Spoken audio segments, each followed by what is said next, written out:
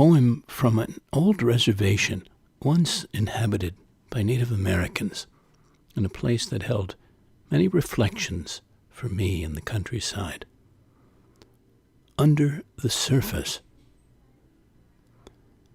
As the afternoon brook water falls beneath the weathered wood bridge at the edge of this Walden pond, you can lean your forearms on the sun-warm railing and see the world floating under the surface, caught in swabs of clouds with brushstrokes of marine blue, an eddy of swallows in a swirl of shadow forms recalling some ancient rune, a large dragonfly hovering, doubly thrumming its coppery wings, a blue heron lifting off, stretching off, first large, then smaller and smaller until disappearing altogether. A verdant semicircle of still summer trees growing magically upside down, all without roots, toward a mirrorless place where unseen things may be found or imagined sleeping or stirring. Welcome to the latest Floating Poetry broadcast, and thank you for leaning in to the 77th show in my ongoing weekly series, coming to you live from below the cloud-capped skies, lying low along the shore of the deep night sea I'm near as you hear these words. This is your poet and poetorialist Colin Goedecke, a voice for living our days more poetically, more expressively, more soulfully. Last week, we left the ground for the sky, for the upper and outer atmosphere, the ether and what lives, moves, and unfolds in this element, from birds to clouds, things flying and floating, weather, our imaginings, and our wonder. This week, we're going below the surface of the seen world, diving and delving under the surfaces of ourselves, the outer layers of life, nature, culture, through a curation of revealing thoughts, quotes, commentary, and poetry. So, let's submerge, explore, and contemplate for this span of airtime together. I thought we'd explore a bit of several realms of interest, of intrigue, especially what lies beneath the earth, below the sea, below the mind, below the self, below our waking life. Well, I discovered this around our theme from Brainpickings, Place, Personhood, and the Hippocampus, the fascinating science of magnetism, autonomic consciousness, and what makes us who we are. And it's around a book by M.R. O'Connor called Wayfinding, the Science and Mystery of How Humans Navigate the World. Very interesting book. It's a layered inquiry into the science and cultural poetics of how we orient in space and selfhood. And the interpenetration of the two. So in there she says, the hippocampus has sometimes been described as the human GPS, but this metaphor is reductive compared to what this remarkable plastic part of our minds accomplishes. While a GPS identifies fixed positions or coordinates in space that never change, neuroscientists think what the hippocampus does is unique to us as individuals. It builds representations of places based on our point of view, experiences, memories, goals, and desires. It provides the infrastructure for our selfhood. During sleep, you try to make sense of things you already learned. You go into a vast database of experience and try to figure out new connections and then build a model to explain new experiences. Maybe wayfinding is an activity that confronts us with the marvelous fact of being in the world, requiring us to look up and take notice, to cognitively and emotionally interact with our surroundings, whether we're in the wilderness or a city, even calling us to renew our species' love affair with freedom, exploration, and space. Across cultures, navigation is influenced by particular environmental conditions: snow, sand, water, wind, and topographies: mountain, valley, river, ocean, and desert. But in all of them, it is also a means by which individuals develop a sense of attachment and feeling for places. It becomes a way of knowing, familiarity and fondness. It's how you can fall in love with a mountain or a forest. Wayfinding is how we accumulate treasure maps of exquisite moments. Thank you, M.R. O'Connor. I want to visit that book. I went to wordhippo.com and I said, well, I wonder what the words for inner self are that they would say are synonyms. Here's a handful. There's quite a few. The human soul, mind, or spirit. Anima, animus, ego, intellect, essential nature, true being. Atman, life force, being, awareness, consciousness, essential being, humanity, vital spark. Of course, in French, it's the élan vital, individual, and heart of hearts. Well, as we go underneath into the inner self, I was thinking about under the skin in a way, not literally, but here's a poem about that. Under the skin. Let's take away the trappings, especially the bank accounts, everything added. Subtract. Strip all the way down to your skin. I'll do the same.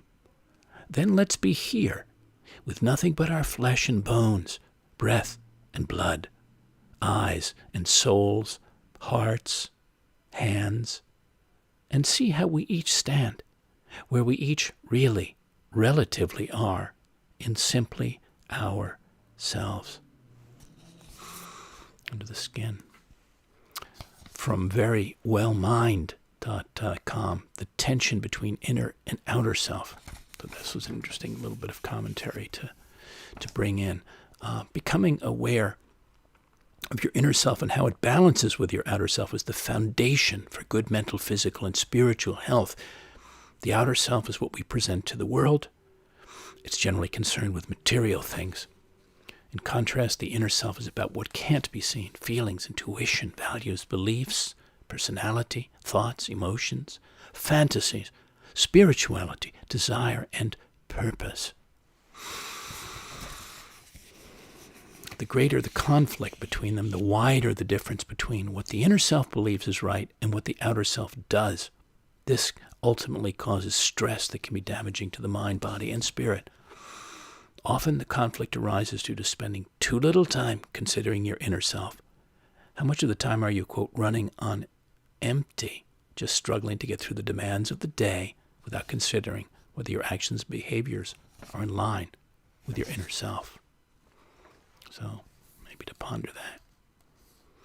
And what if you contemplate with or without thought, just sensing into your deeperness?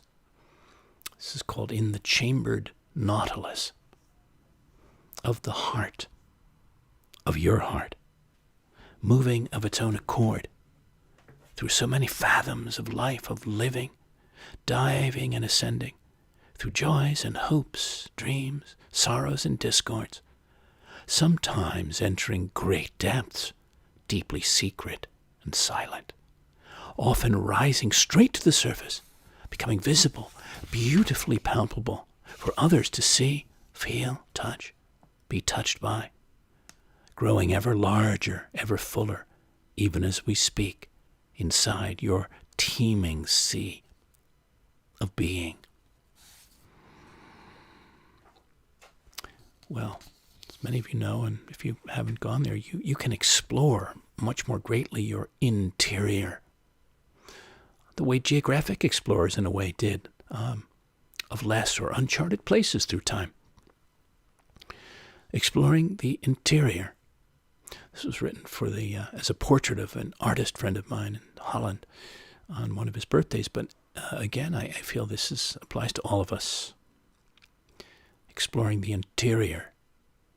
Your face points the way in to an unmapped interior, starting on the coast an ever-changing charter of rugged shoreline, headland, jawline, all restlessly tidal, then moves inward through eyesight alone, through light and dark terrain into deepest interior, where only the most intrepid explorer can travel, can begin to limn the wildness, the dangers, wonders, hiddenness, can map the longitudes of the heart, memory, the latitudes of longing, or measure the distances between the soul of this place and the sun, moon, and the guiding stars. So, inviting you all to further explore your interiors more deeply, sentiently, sort of on a similar wavelength. This was a poem I felt apropos to, written in Weekapaug, Rhode Island, during one of my poet in residencies up there that brought me up there this was for a dear soul brother in New Hampshire, Dr. Dan Carlin. Again, applicable. All the layers, it's called. From them and through them, the thin to the thick, arduous to porous, of life's layers, of all the plaster and varnish, stripping and priming, from your upbringing and upheaving to your uplifting and uprighting, the endless igneous strata that have formed you, that you have over time, kairos time, your own consciously chosen time, shaped and reshaped to become who you now more fully and truly are, who, beyond all those layers, under and over layerings, most desire to be.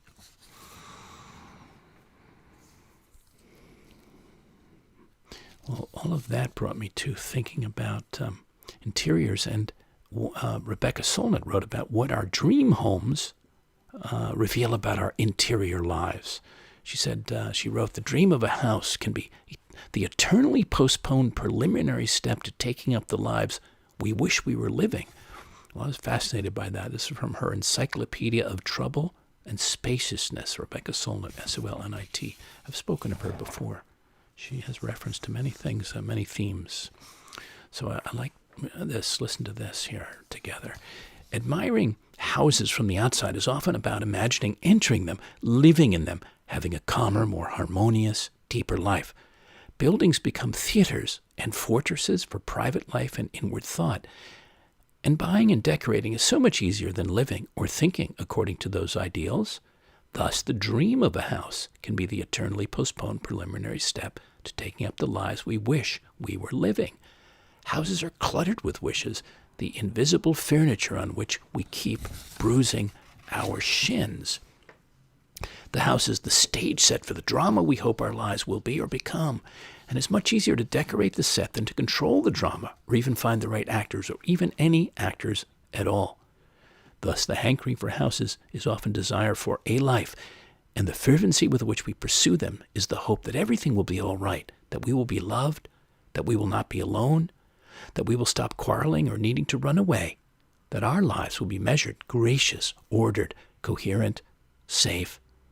Houses are vessels of desire, but so much of that desire is not for the physical artifact itself. Maybe we all dream of being God. The God who breaches dams, moves houses suddenly, erects bridges, decides where forests will be and who will die, and we graduate from the dollhouse to our own house if we are lucky, where we assume a role somewhere between God, the Creator, and the chambermaid, choosing but carrying out more painfully the clean floor, the dinner for six, the potted plants, the framed prints. The execution is difficult.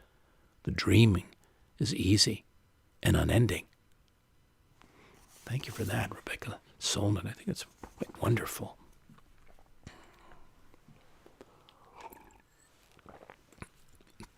Okay. Well, there's so much inside, certainly for a poet like me, a spelunker of a kind, inside certain places where you deepen and open your way of, when you do that, when you deepen and open your way of seeing, of engaging, of relating, and imagining, so then where a space that you've been in many times familiar to you suddenly becomes another dimension, or there are other dimensions you begin to see into, and they can be lyrical, and they can be a lot of things. So this is like this house that I spent time in the heart of Chelsea in New York City, and it's 329 West 20th Street. So this is called Life at 329 Below. About this house, this magical place. The first figure you meet is Signore Alighieri, Dante to his amici. Then, as you turn from the wrought iron gate that closes so surely, so securely behind you, you spy a Native American pulling back a bow and arrow, but step inside before it flies. You scent the old wood floors, feel their old world creak underfoot. Many raw iron forms stand, sing, pose, pirouette amidst fruiting orchards, a long bench of books, a barely lit passage over a mysterious trap door, pulleyed in a key of C, past etchings of deep-feeling hands to a sleeping room with Van Eyck light, tiered with tall metallscapes and dark-browed masks revealing characters of exotic kinds. A broad bed, a simple desk, a bare sill, still lifed with coral-colored cyclamen, a glass paperweight, a whittled songbird, all to a slightly open window that eyes, as the once residing artist of many decades did, joyfully, benzionly, a tranquil, walled garden filling with green leaf, green life, the promise of spring, all possibility.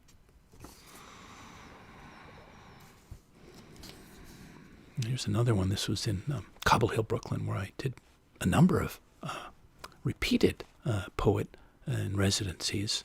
A renovated circa 1900 German Lutheran church, marvelous place, very fruitful place for me. A lot of great creating came out of that, from my beautiful benefactors, patrons Molly and Eriko. This was for them. This is one of the pieces of a body of things I created and gifted to them, dedicated to them. It's called Going Below. It's another world, under glass, with enchanted characters who etch themselves into your imagination as you travel the masked and spined passage to the sanctuaries, the ventricles below. There are places of interest, of local color to see en route. A castle of ochre earth in southern Nevada, the white-awninged Iruna Cafe in Pamplona, Yosemite Valley. Weathered brass bells are rung by a mixed tribe of natives to announce your presence, except a ghostly green figure with an enigmatic expression who can't be bothered. 3 old gents smile graciously, though seriously in need of dental work. Large, dark-furred dogs appear ahead, one crouching, one traversing. A couple beams in a state of newly wedded bliss. Parents smile in a 3-way moment with their boy. Beds are made for 2 to sleep, bare souls to bare souls. The story of a lifetime says much about the time capsule, space capsule library, from India, Istanbul, and Impressionism to the spell of the sensuous, thick tomes, dense journals of neurology, to just the shadow of the wind, maybe to the indefinable mind. Adjoining inner sanctums are next, left and right hemispheres, separated by cool squares of blue. In the left, a man pulls a bright wool hat over his eyes as a lovely nude dances overhead with fans. 2 seals await mist from an atomizer.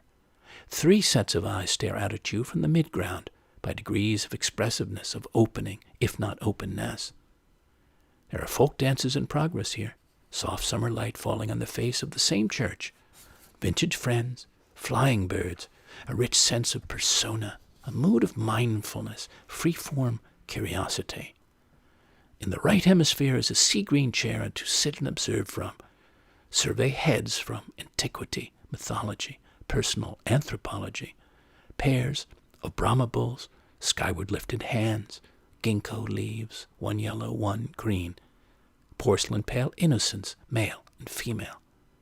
There are Alibaba boxes, likely holding treasures, the sound of surf from Waikiki, and a white ladder to climb away from all thinking and working into soft, quiet, and peaceful nesting.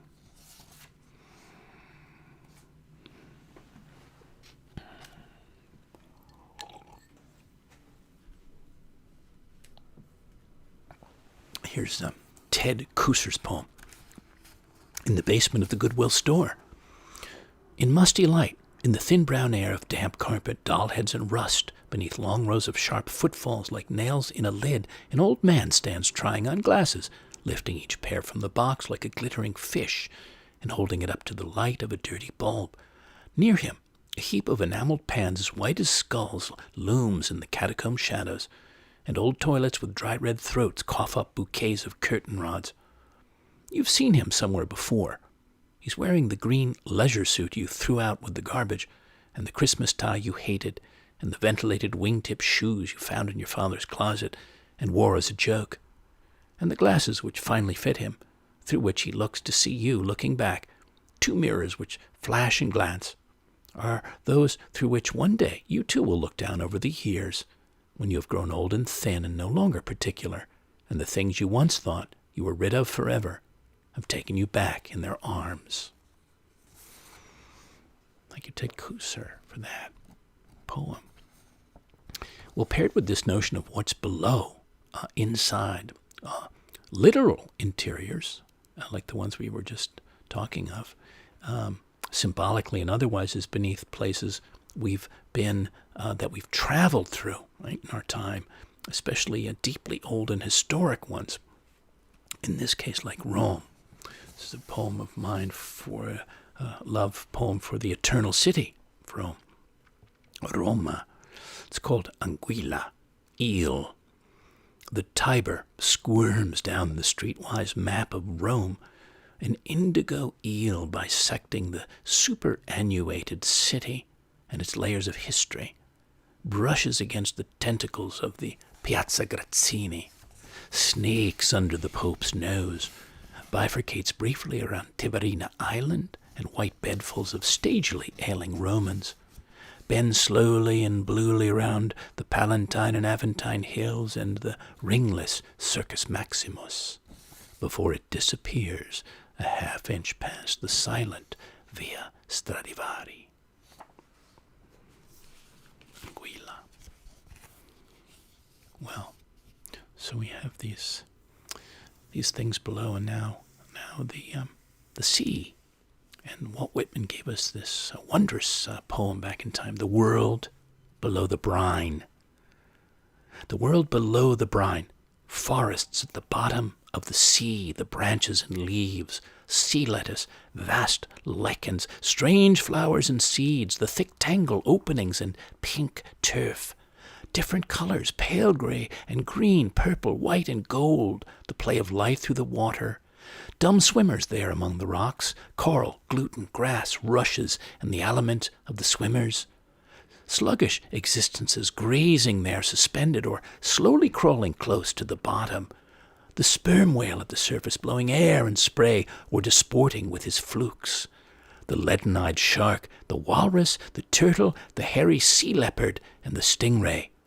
Passions there, wars, pursuits, tribes, sight in those ocean depths, breathing that thick-breathing air, as so many do, the change thence to the sight here, and to the subtle air breathed by beings like us who walk this sphere, the change onward from ours to that of beings who walk other spheres. Thank you, Walt Whitman. Undersea, Rachel Carson's lyrical and revolutionary 1937 masterpiece that invited humans to explore Earth from the perspective of other creatures.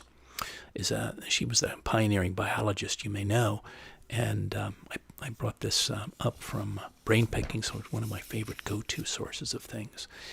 And I love some of what she had to say in that, and you might like to visit that book. Who has known the ocean? Neither you nor I, with our earthbound senses, know the foam and surge of the tide that beats over the crab hiding into the seaweed of his tide pool home, or the lilt of the long, slow swells of mid-ocean where shoals of wandering fish prey and are preyed upon, and the dolphin breaks the waves to breathe the upper atmosphere. Nor can we know of the vicissitudes of life on the ocean floor, where sunlight filtering through 100 feet of water makes but a fleeting bluish twilight, in which dwell sponge and mollusk and starfish and coral, where swarms of diminutive fish twinkle through the dusk like a silver rain of meteors, and eels lie in wait among the rocks. Even less it is given to man to descend those 6 incomprehensible miles into the recesses of the abyss, where reign the utter silence and an unvarying cold and eternal night. To sense this world of waters known to the creatures of the sea, we must shed our human perceptions of length and breadth and time and place, and enter vicariously into a universe of all-pervading water. The ocean is a place of paradoxes. It's the home of the great white shark, 2,000-pound killer of the seas, and of the 100-foot blue whale, the largest animal that ever lived. It's also the home of living things so small that your 2 hands may scoop up as many of them as there are stars in the Milky Way. And it is becoming of the flowering of astronomical numbers of these diminutive plants known as diatoms that the surface waters of the ocean are in reality boundless pastures. Thank you, Rachel Carson. Well, this led me to think about the undersea explorer in his submersible, one of the first ever, if not the first, I think, that went ever that deep, certainly, was William Beebe and his bathysphere. So there was a piece in the Paris Review last fall, by Brad Fox that I thought was wonderful, because talk about traveling below surfaces and what he discovered. He talks about Beebe's book, 1934 book, Half Mile Down, which straddles science writing, history, and a kind of secular mysticism, rich with observation, he says, but oriented toward the failure of language, the inexpressibility of experience. He said, I spent much of the last winter in the basement of the Firestone Library in Princeton capturing Beebe's personal papers, decades of his journals, correspondence, unpublished writings, notes and diagrams, fan mail from Rudyard Kipling, whose prophecies submersible drones that stream video, and Arthur Conan Doyle, who wonders if Beebe had discovered Atlantis. Well, for Beebe, to look into the depths below with the beams of his bathysphere off, when there were no bioluminescent creatures to flash and display themselves, was to contemplate a darkness for which such words were inadequate.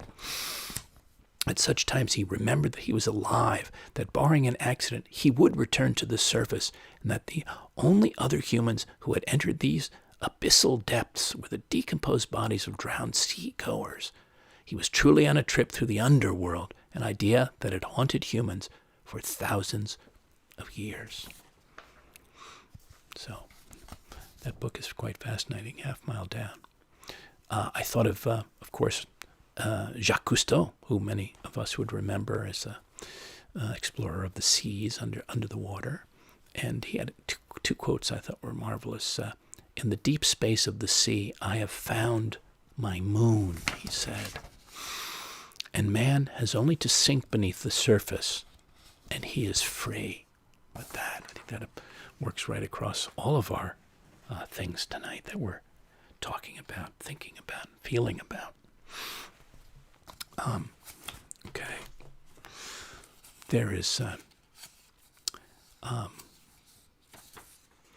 the creatures of the deep that I'm fascinated by, not least the sentient ones, the very sentient ones like the whales. So precious, so enduring, and to me so worth honoring and certainly preserving. And this was written at anchor off the Brothers, these 2 islands in Frederick Sound in southeast Alaska, one July, about 12 years back. And this was for the humpback whales. It's called Holding Your Breath. You hold your breath, have held your breath for 1,000 feet, 1,000 years down, through black and blue waters, blizzards, glaciers, barnacles, harpooners, still surviving, still returning to the surface. Holding your breath. And what about the depths of folklore and mythology? It can be quite vitalizing, worth exploring, where so much can be found, can be mined, can be used to tell us about ourselves, our lives, our world today. So Liesl Müller has this poem, The Mermaid. All day he had felt her stirring under the boat, and several times when the net had tightened, frog nervous, he had bungled the pulling in, half glad of the stupid open mouths he could throw back. At sundown, the shifting and holding of time and air had brought her to the still surface, to sun herself in the last slow light where lilies and leeches tangled and rocked. He could have taken her then, aimed his net as dragonfly hunters do when the glassy gliding of rainbows goes to their heads, could have carried her home on tiptoe and lifted her lightly, ever so lightly, over his sill. And hopeless, knew that to have her alive was only this, the sounding, casting, waiting, seeing and praying the light not to move, not yet to round the bay of her shoulder, and passing, release her to the darkness he would not enter.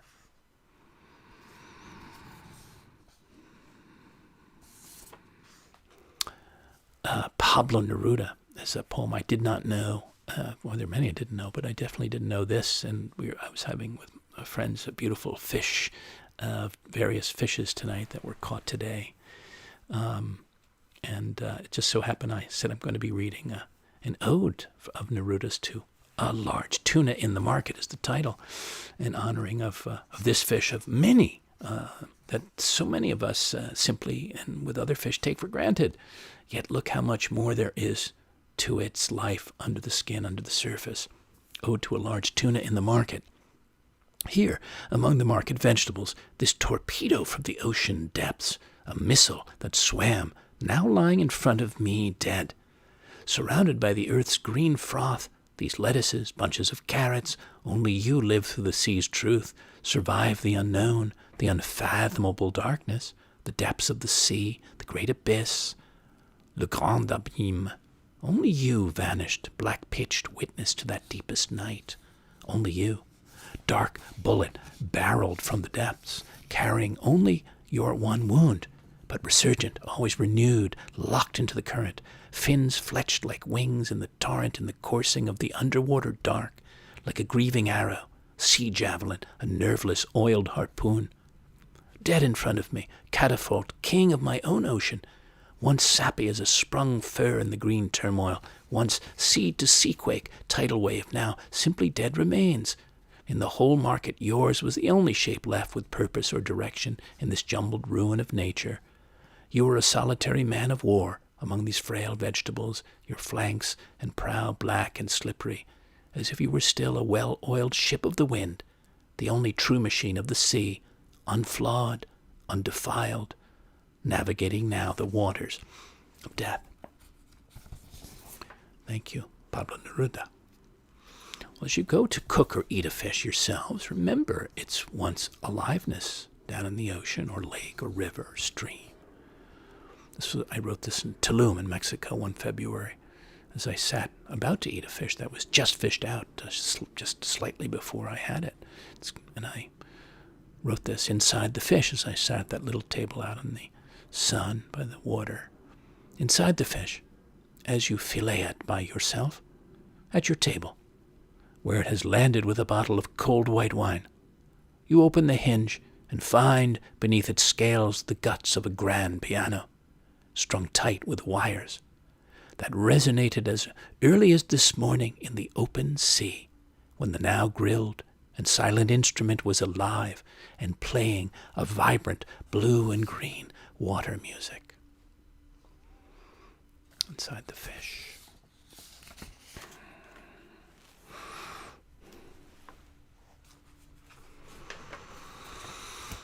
Well, think of the depths of love and the heart and what we may find there. This was a poem that came to me November of 2016. Depth Finder. Going down like a naked pearl diver into a greater breadth, into jade and sapphire waters, into an undersea of living treasures of the body, heart, soul, showed me how much more deeply I could go inside another, inside myself, how much more deeply I could dive, love, and be loved. Depth Finder. Well, I spoke about the realm of the earth, and I thought we ought to travel and revel under the earth a bit together. Robert McFarlane's book, Underland, marvelous book. Definitely encouraging you on that. Into the underland we have long placed that which we fear and wish to lose, and that which we love and wish to save. Deep time, he says, is the chronology of the underland. Deep time is the dizzying expanses of earth history that stretch away from the present moment. Deep time is measured in units that humble the human instant, epochs and eons instead of minutes and years. It's kept by stone ice, stalactites, seabed sediments, and the drift of tectonic plates. It opens into the future as well as the past. The earth will fall dark when the sun exhausts its fuel in around 5 billion years. We stand with our toes as well as our heels on the brink. When viewed in such deep time, things come alive that seemed inert. New responsibilities declare themselves. A conviviality of being leaps to mind and eye. The world becomes eerily various and vibrant again. Ice breathes, rock has tides, mountains ebb and flow, stone pulses. We live on a restless earth. We're beginning to encounter ourselves, not always comfortably or pleasantly, as multi-species beings already partaking in timescales that are fabulously more complex than the onward driving version of history many of us still imagine ourselves to inhabit. We are part mineral beings too. Our teeth are reefs, our bones are stones, and there is a geology of the body as well as of the land. It is mineralization, the ability to convert calcium into bone, that allows us to walk upright, to be vertebrate, to fashion the skulls that shield our brains. We all carry trace fossils within us, the marks that the dead and the mist leave behind, handwriting on an envelope, the wear on a wooden step left by footfall, the memory of a familiar gesture by someone gone, repeated so often it has worn its own groove in both air and mind. These are trace fossils too. Sometimes, in fact, all that is left behind by loss is trace, and sometimes empty volume can be easier to hold in the heart than presence itself. Thank you, Robert McFarlane. Do you find it endlessly fascinating, as I do, how life emerges every spring from what seems like deadness and bareness in winter? This is under wood in winter. Under wood in winter waits spring.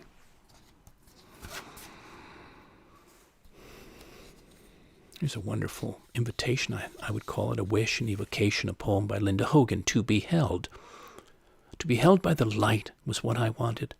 To be a tree drinking the rain, no longer parched in this hot land.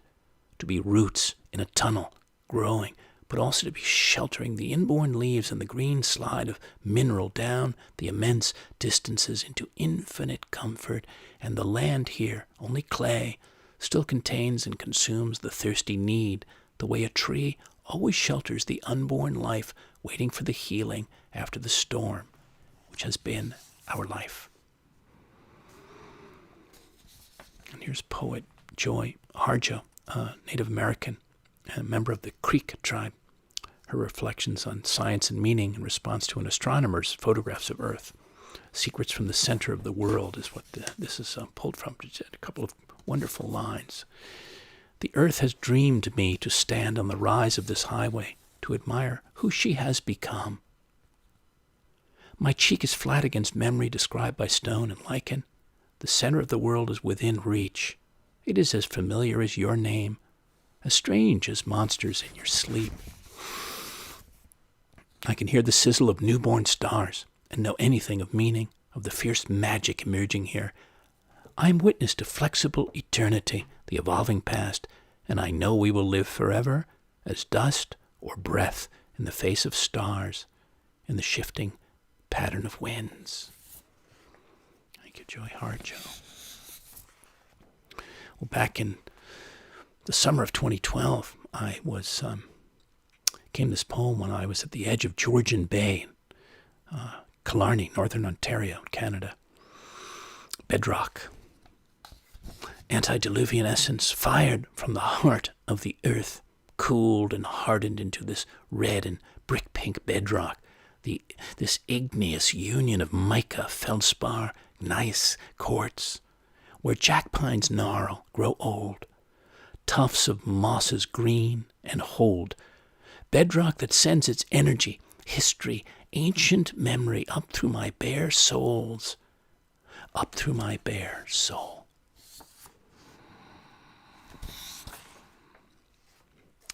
Rainer Maria Rilke has a poem I return to often as I contemplate my own becomings, next becomings, and new-faced challenges. It's possible I am pushing through solid rock in flint-like layers as the ore lies alone. I'm such a long way in, I see no way through and no space. Everything is close to my face, and everything close to my face is stone. I don't have much knowledge yet in grief, so this massive darkness makes me small. You be the master. Make yourself fierce. Break in. Then your great transformating will happen to me, and my great grief cry will happen to you. Thank you, Rilke. That was a translation by Robert Bly, poet Robert Bly. So we have below all these different surfaces, including the ocean. We've spoken of the earth, and what about below our waking life, our dreaming one, our dream fields? And Robert Moss is someone you might like to know, but I've mentioned him once or twice along the way. He's a long-time active dream guide, a conscious dreaming Sherpa, maybe I should call him. And I was just looking at one of his recent blogs from October, the Robert Moss blog, on his site. Your dreams are doorways for lucid adventure, travel, and healing. How about that for an invitation in? Dreams are real experiences, and a fully remembered dream is its own interpretation. The meaning of a dream is inside the dream itself. We release it by learning to go back inside our dreams in a relaxed state. By learning how to re-enter dreams, you will develop the ability to clarify messages about future events, resume contact with inner teachers, and resolve unfinished business. Through this method, you will place yourself in closer attunement with the creative source from which dream images flow. So he has a lot more to say about that, but that was his October 5th, 2021 blog, the Robert Moss blog. You can look that up. Of course, not just dreaming, but daydreaming, right? Takes us below, takes us, especially when it happens out of nature, allows us to slip under the surface of doing into quiet being and allowing in other things, other feelings, other thoughts, other images. And I wrote this for a dear soul sister out in San Francisco, Rachel Menard. It's called Baobab. She spent much time out in the deserts in Africa, and this is an ancient tree. And I imagined her daydreaming under it and what might have happened. Blonde head under Baobab, sun under shade. You sit on an African day, your body charged with light, your heart full of flowers and bright feathered birds, your dreams remarkably shaped, branched in red earth, rooted in blue air, you and your ancient baobab. Here was a social commentary I didn't remember, but I had saved a while back. It's about false consciousness by Dr. Charles Laughlin. Modern post-industrial societies tend to produce unsane populations, multitudes of people who are unbalanced in their adaptation to the destructive stress of daily existence. One of the symptoms of this unsanity is the loss of contact between the waking ego and the depths of the self, a contact that requires involvement in dream experiences and information. Cultures generally resist change, and modern materialist societies are no different in this way. Devaluation of dreaming and other spiritually efficacious experiences is part of the foundation of, quote, false consciousness required by capitalist, materialist political economies. Those cultures require that the focus of awareness be upon the material conditions of life and away from involvement with the inner being, which is the only road to spiritual maturation. Thank you, Charles Laughlin. This is from his Communing with the Gods, Consciousness, Culture, and the Dreaming Brain. Very interesting. Right. Well, I spoke a little bit about love, but what else have you experienced below the surface of the heart, under the skin, of lighter to greater feelings flowing there at times in your life? This was one of mine. This was for a once beloved, but we've all had experiences, either current or past, and if we spoke about them as deeper experiences or deeper images, what would they be? And this is mine. It's called Inside You. Deep inside you is a luminous blue grotto, sun-swept, wind-swept seas, groves of ocean grasses undulating, meditating in slowest motion, hidden orchards ripe with late summer rays, shadows, succulent fruits, towering cloud banks, brilliant white, brushed with violet, northern lights, fire, fireworks, firelight. Deep inside you are virgin springs, cisterns, cenotes, sources, clusters of flowers that open, close, perfume, ever bloom, clusters of stars that shimmer in from unknown constellations, silk-lined passages, soft petaled entrances, rare places to behold, beheld, enfolded, halls, chambers, corners aplay with mysterious felt melodies, harmonies, delirious rhythms, reveries, places of deep joinings, enjoinings, pourings, purifying, all inside you.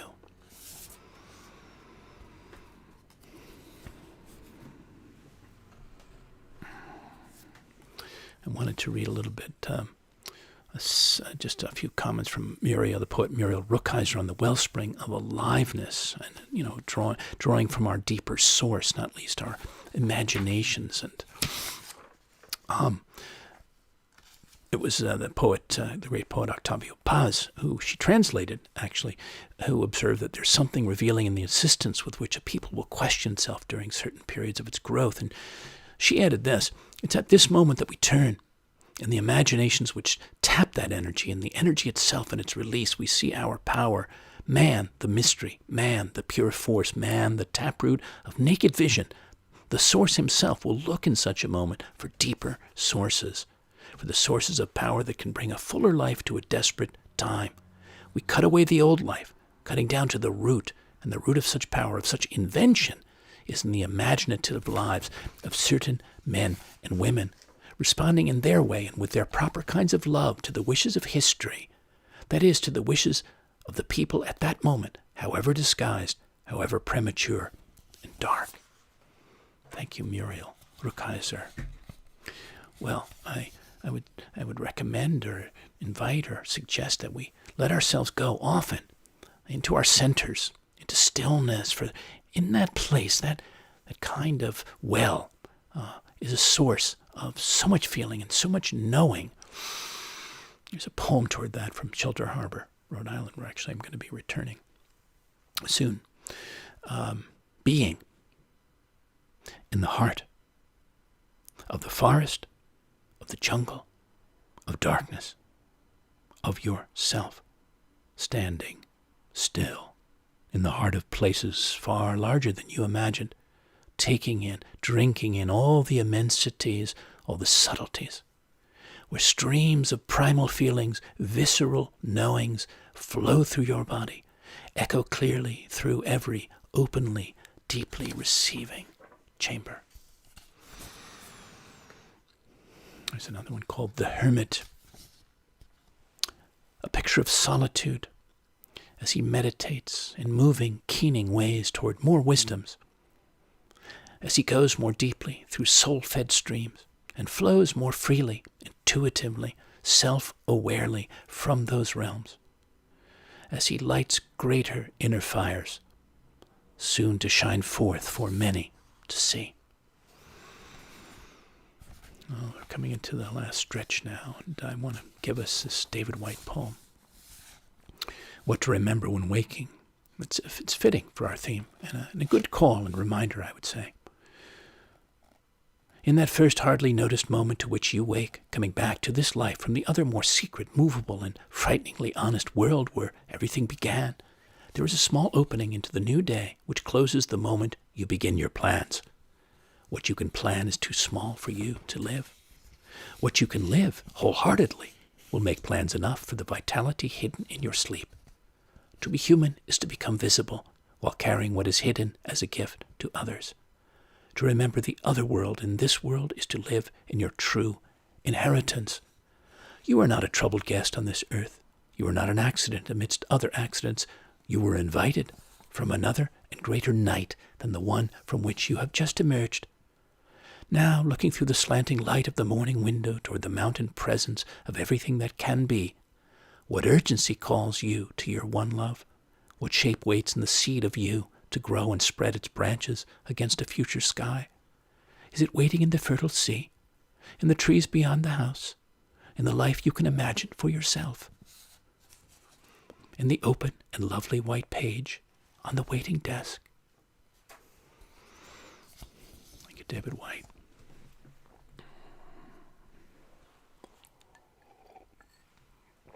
Each of us can enter deeper presence, those deeper places, those hidden places, those places of source, and other sustenance, other deeper sustenance. I encourage us all to enter it, discover it, revel in it. Deeper presence means, happens, many fathoms below merely being here, simply showing up for. It's total immersion, connection, correlation with each place or person you engage with. Nothing surface or shallow, only substance and transcendence. Through all your self-distractions, self-absorptions, where you bring, feel, and are felt as a deeper, freer, and clear as a mountain stream presence in each moment. Lisa Muller once more. Sometimes when the light is the poem.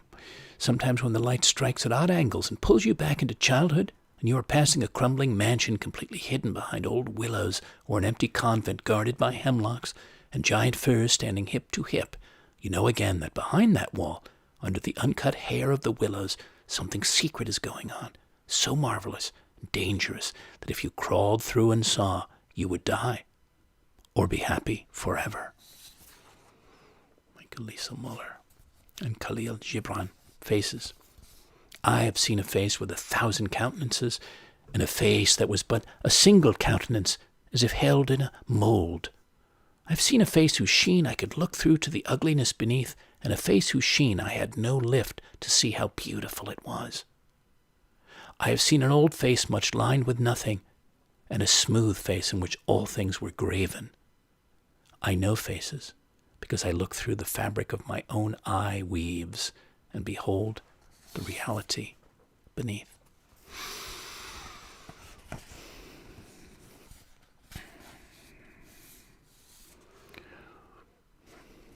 So, I spoke of the hermit, but here's the hibernaut, kind of a hermit in a way, but to go in to discover, go inside to discover, burrows away, goes deep inside, slows down their emotional metabolism to enter another state, under the skin, retreat into another rhythm, a hidden rhythm, months to years, however long it takes, to discover, cross over to other recesses of the self, often unfindable in the open air or on the outsides of the world's daily doings, its diverting comings and goings, to transition in a much lower modulation of heat, breath, beat of heart, through a freeze-framed change of season, life weather, then re-emerge, spring out at a right time, a natural knowing time, through sifted layers of stillness, darkness and chill, into welcoming foyers of liveliness, newness and thaw, with more freshness and growth, more self-presence and strength. And last, seeing into the mystery, last for now, listeners, fellow wanderers, ponderers, seeing into the mystery, into the tapestry of wonders and answers, lying unseen by others below the surface of life, behind the accepted realms of assumed reality. Silence, stillness, and supreme awareness are the way into this world where vast wisdoms reside. Thank you again for leaning in, floating and feeling it from wherever this broadcast is reaching you, being heard, being received. I so appreciate all those who listen often, and the meaning, the enlightening, delighting listeners tell me these weekly programs bring them, because the intent of so much of what I bring forth from my poetosphere is to nourish spirits, uplift hearts, and heighten awareness and aliveness. If you enjoyed, if you appreciated this show, want to say thank you with a donation, or support my larger poetic arts, I'd welcome your gift, which you can make by PayPal or Venmo, or directly through my site, or by mail to me at P.O. Box 1032, Westerly, Rhode Island 02891. Any patrons who'd like to host me on part of their own or another property as a working poet in residence over the winter or spring or beyond to bring forth new poetic art and dedicate it to them, please reach out and we'll exchange thoughts. I also welcome fellow artists to collaborate with on projects musical to theatrical. Meanwhile, you can hear all my broadcasts online on YouTube as replays, and soon all past and new shows freely on Spotify, Overcast, Apple, and Google Podcasts, and Anchor.fm, wherever you wish to listen. I hope you'll lean in again next week, or soon again. Until then, dear listeners, here's to going, exploring, discovering, seeing and feeling your way below the surface into the deeper layers of life, self, being, and living, of the incredible natural world. For there are many riches, rewards, and revelations to be found there. Goodbye for now, and good spirits.